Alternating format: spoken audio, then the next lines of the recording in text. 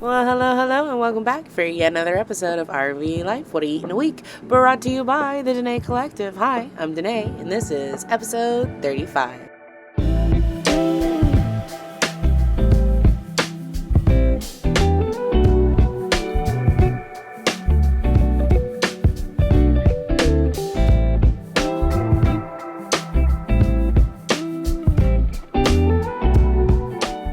Well, look at that. Somebody is finally ready to be picked up from the emergency vet. This is me at the vet where we're trying to see if he's going to eat because they said, he seems fine. He's just not eating, which is kind of normal for most animals in a situation like that. They usually just want to go home and they'll eat when they get there. So he kind of nibbled, but at the same time, there was just so much going on. Like, the second he would get comfortable, then, like, the AC would kick on, or somebody would move somewhere else in the building, or, I don't know, a dog farted in the hallway. I have no idea. But the point was, he was overstimulated. I was overstimulated. We brought him home. They gave me medicine to give him because he did end up having like a little bacterial infection because of the situation. But he's home. He's better. Now for food.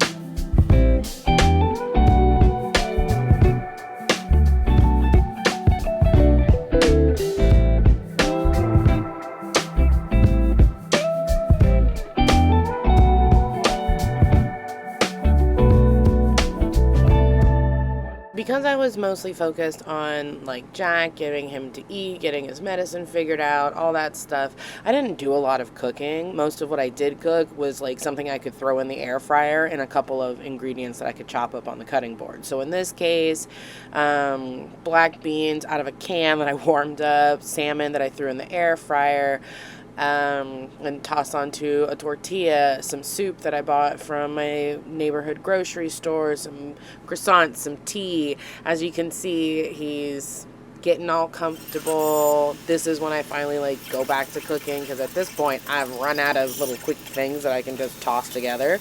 So I had defrosted some ground turkey, took a can of refried black beans out and used that as the basis for my black bean soup. In retrospect, if I had not used that can of black beans that I had earlier in the week, I could have mixed that with my refried black beans to add some additional texture. At some point, I do end up putting what's left of some pre-chopped cabbage into this soup, which I find helped to add that missing texture that I didn't have, and like a nice crispy crunch. So I was quite happy with that. I add a plethora of spices to the ground turkey. I did also put a portion of the ground turkey into the leftover soup. That way, when I took the soup with me to work, it wasn't just plain black bean soup with cabbage in it. It also had some meat as well.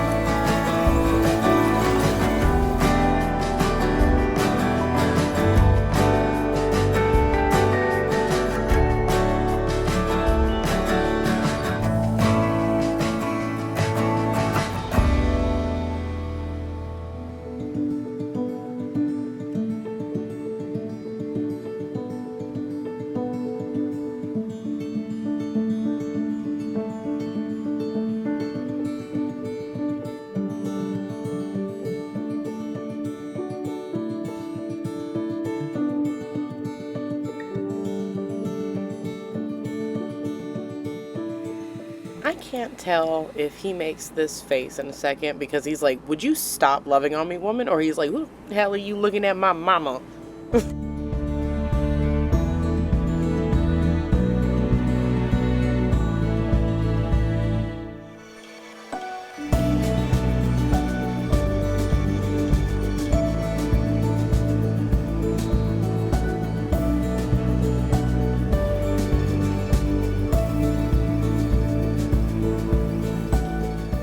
This day, I think this was when I went to go pick up Jack's medicine because they called me about the bacterial infection, so I had to go get that from the vet. And I was really in the mood for bole, so I ended up buying 2 bowls from them. One was that steak bowl for that night, and then I got a tofu bowl for me to eat cold the following day. That one had more like cold vegetables in it.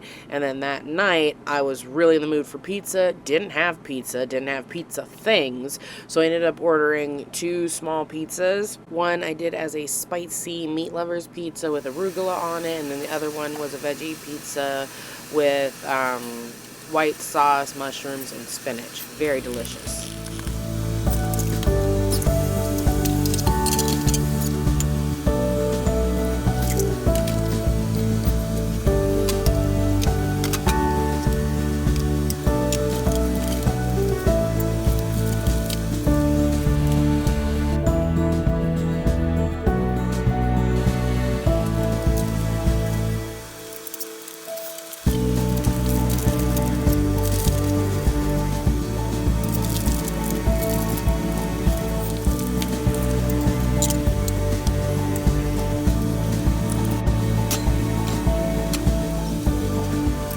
So I have had this idea in my head for like a week. I bought this silicone ice tray literally the day I came home and found Jack all sick and gross and had to take him to the vet, right? So that idea that was in my head was put on hold because I was not in the mood to cook, as I had already explained. But I had seen somebody that had taken like a silicone cupcake tray to poach an egg because they didn't have those like boring silicone cups. I have 2 of those. I don't really like using them, but I was like, you know what? I could definitely make a really, really cute poached egg using an ice tray. Why the heck not, right? So I didn't go specifically to the store looking for silicone trays or anything like that, but while I was in a Home Goods, I saw this tray and I was like, oh, that would be perfect. I could make little rosettes. How stinking cute, right? So that's what was in my head, okay? Now, obviously, like I said, that was put on pause for a while, and then I think I said this in the last video, I ended up buying, sorry, I'm still sick. I ended up buying canned pumpkin for Jack because I thought he was constipated, not blocked up urinarily. That's not a word, but that's not the point. So I had bought him canned pumpkin. I don't like pumpkin. I don't like pumpkin. I don't like pumpkin pie. I don't like pumpkin. Okay? So he didn't need a whole can of pumpkin, and they don't sell small versions of the can of pumpkin. So I was like, well, the best I can do is freeze it. The jar that I had that was available to freeze it in, not big enough for the whole thing of pumpkin. So here I am with a little, like, I don't know, half a cup of pumpkin puree. And I'm like, what am I going to do with this? I'm not going to give him this much of it. What am I going to do? So I decided I was going to make pumpkin pancakes. And here we are making pumpkin pancakes. My only complaint is that I was a little overzealous and filled the cups a little too high because they blossomed. And then the other issue was that the outside and the bottom cooked really well, and then the center was still a wet mess when I went to go like flip it over. So you'll see that I end up moving like the cupcake in, like I squish it a little bit so I can get some of that batter to fill in the crevices. And then once that's cooked down a little bit more and the center isn't as ooey gooey as it was in the beginning, then I'm able to flip the pancake. Anyway, back to the rosettes, okay? I had a vision of this like little sunset tipped rosette poached egg.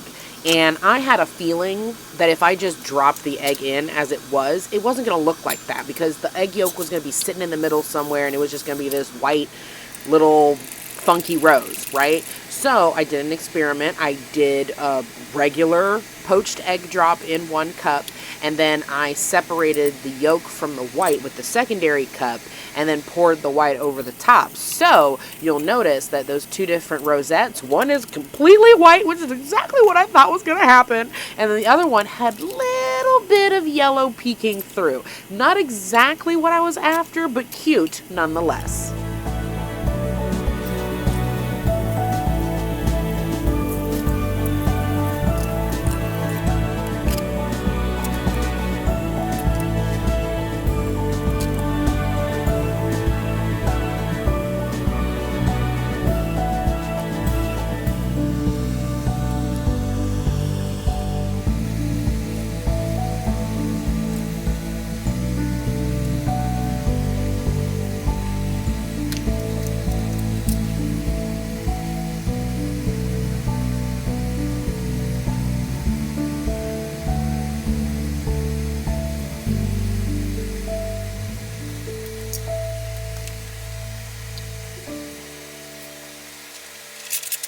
Alright, so despite my dislike of pumpkin, this actually turned out really tasty, okay?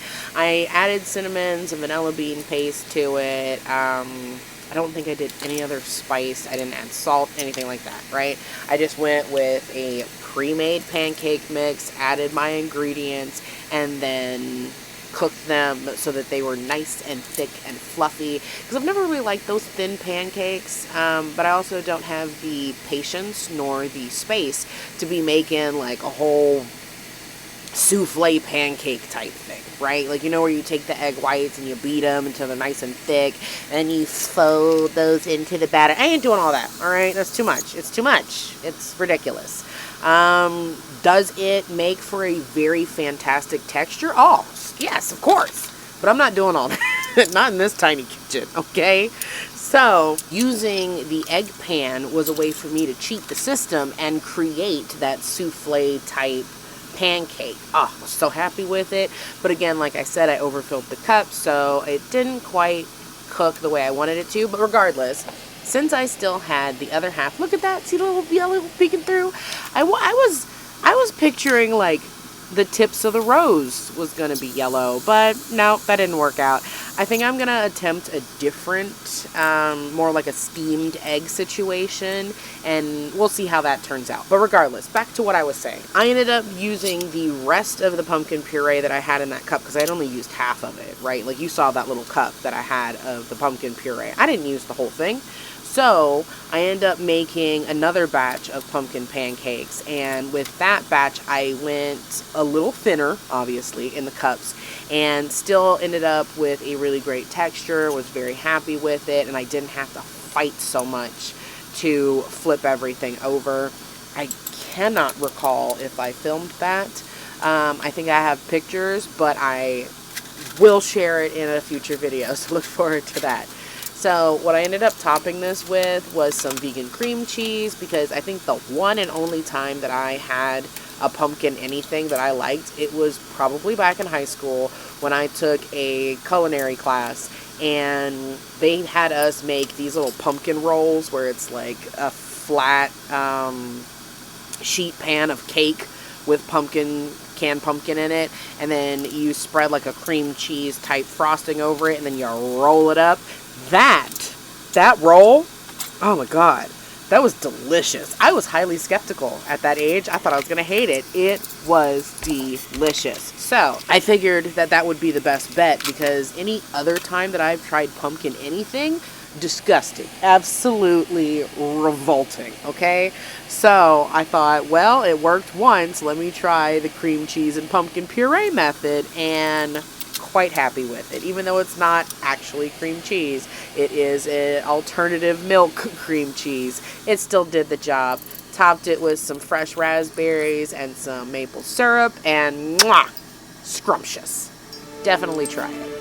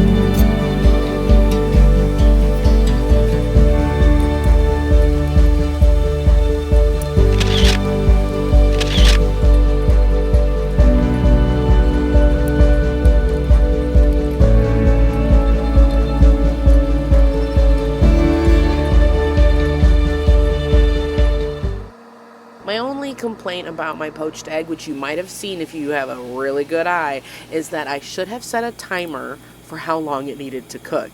It was mostly done, but there was a part of it where the white was not finished cooking, and you can see I'm separating that part out, but the rest of it was perfectly fine. I just didn't eat that inedible part that you still see on my plate. Oops, looks like that's the end of the video. Thank you so much for watching yet another episode of RV Life, What I Eat in a Week, brought to you by the Danae Collective. Don't forget to like and subscribe to get notified of additional content. New episodes now release every Sunday. Come back and see us again soon. Have a wonderful day. Bye.